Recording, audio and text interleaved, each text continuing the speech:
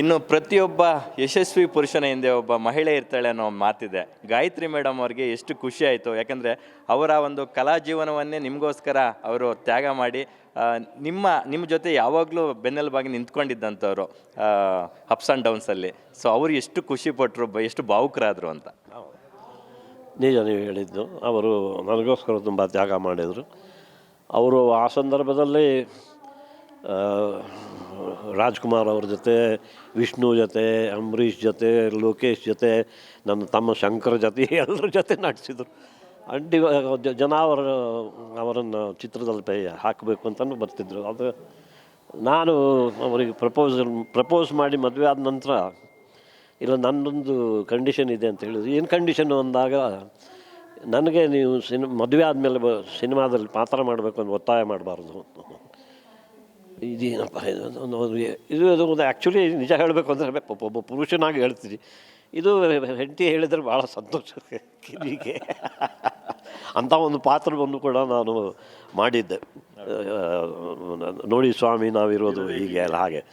ಅವನಿಗೆ ಅವನ ಪತ್ನಿ ಇಲ್ಲಿ ಹೋಗಿ ಕೆಲಸ ಮಾಡೋದು ಯಾವುದು ಇಷ್ಟ ಇರೋದಿಲ್ಲ.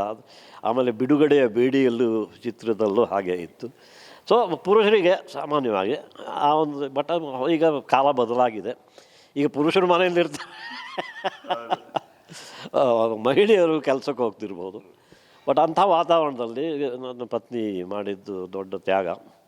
ಅದಕ್ಕೆ ಮೊನ್ನೆ ಅದರ ಕುರಿತು ಒಂದು ವಿಚಾರ ಬಂದ ಅವರು ಹೇಳಿದರು, ನನ್ನನ್ನು ನೀವು ಅದಕ್ಕೆಲ್ಲ ನೀವು ಲೆಕ್ಕ ತಗೊಳ್ಳೇಬೇಡಿ, ಯಾಕಂದರೆ ನಾನು 35 ವರ್ಷ ಆಯಿತು ನಟನೆ ಬಿಟ್ಟು ಅಂತ ಹೇಳಿದ್ರು.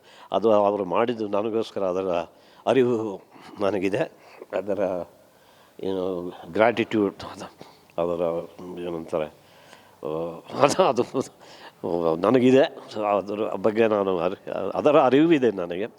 ಹಾಗಾಗಿ ಇದು ನನಗೆ ಒಂದು 30% ಅಂದರೂ ಚಿಂತೆ ಇಲ್ಲ, 70% ನಾನು ಗಾಯತ್ರಿಗೆ ಕೊಡೋಗಿತ್ತು. Super sir. ಬಹುಶಃ ಅವರು ಸಾಕಷ್ಟು ಜನಕ್ಕೆ ರೋಲ್ ಮಾಡೆಲ್ ಆಗ್ತಾರೆ ಈ ವಿಚಾರದಲ್ಲಿ. ಇವತ್ತು ಈ ಕ್ಷಣಕ್ಕೆ ಶಂಕರ್ ನಾಗ್ ಸರ್ ಇದ್ದಿದ್ರೆ ಎಷ್ಟು ಖುಷಿ ಪಡ್ತಿದ್ರು ಅಂತ ಅದನ್ನು ಲೆಕ್ಕ ಅದು ಹೇಳೋಕ್ಕೆ ಸಾಧ್ಯವಿಲ್ಲ. ಯಾಕಂದರೆ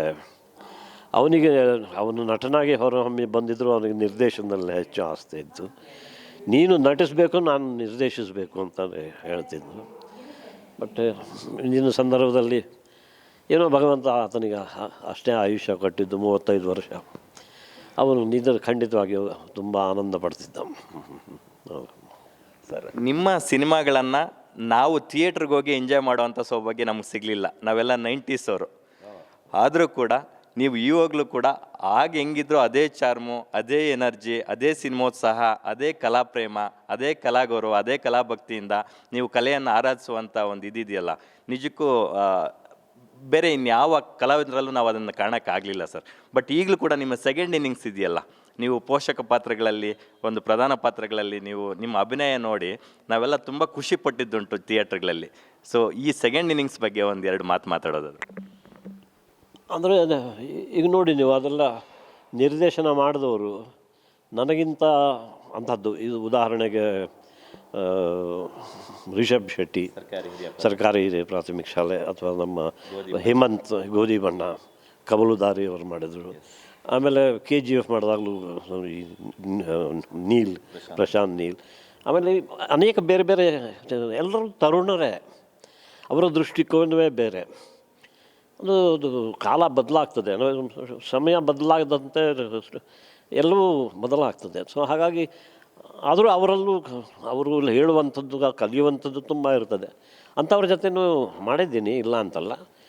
ಆದರೆ ಅದು ಆ ರೀತಿ ಒಂದು ಅನುಭವ ನನ್ನ ಪಾಲಿಗೆ ಬಂದಿತ್ತು. ಹಾಗಾಗಿ ಅವರ ಜೊತೆ ಇಷ್ಟು ಮಾಡ್ಕೊಂಡು ಬಂದೆ. ಆದರೆ ಕ್ರಮೇಣ ನೋಡಿದರೆ ಜನರ ಅಭಿರುಚಿಯು ಕೂಡ ಬದಲಾಗ್ತಾ ಇರ್ತದೆ. ಅದಕ್ಕೆ ತಕ್ಕಂತೆ ಅವರು ಕೂಡ ಬದಲಾಗ್ತಾರೆ. ಸೊ ಹಾಗೆ ಲೋಕೋ ಭಿನ್ನ ರುಚಿ ಅಂತ ಹೇಳ್ತಾರೆ. ಹಾಗೆ ಭಿನ್ನ ಭಿನ್ನ ರುಚಿ, ಕಾಲ ಬದಲಾಗ್ತಿದ್ದಂಗೆ ಅದು ಕೂಡ ರುಚಿಯಲ್ಲೂ ಅಭಿರುಚಿಯಲ್ಲೂ ಕೂಡ ಪರಿವರ್ತನೆ ಆಗ್ತಾ ಇರ್ತದೆ. ಅದಕ್ಕೆ ತಕ್ಕಂತೆ ಹೊಂದ್ಕೊಂಡು ಹೋಗಬೇಕು. ಎಲ್ಲಿವರೆಗೆ ಹೊಂದ್ಕೊಂಡು ಹೋಗೋಕ್ಕೆ ಸಾಧ್ಯ ಅಲ್ಲಿವರೆಗೆ ನಾನು ಹೊಂದ್ಕೊತೀನಿ. ಗ್ಯಾರಂಟಿ ನ್ಯೂಸ್, ಸುದ್ದಿ ಖಚಿತ, ನ್ಯಾಯ ನಿಶ್ಚಿತ.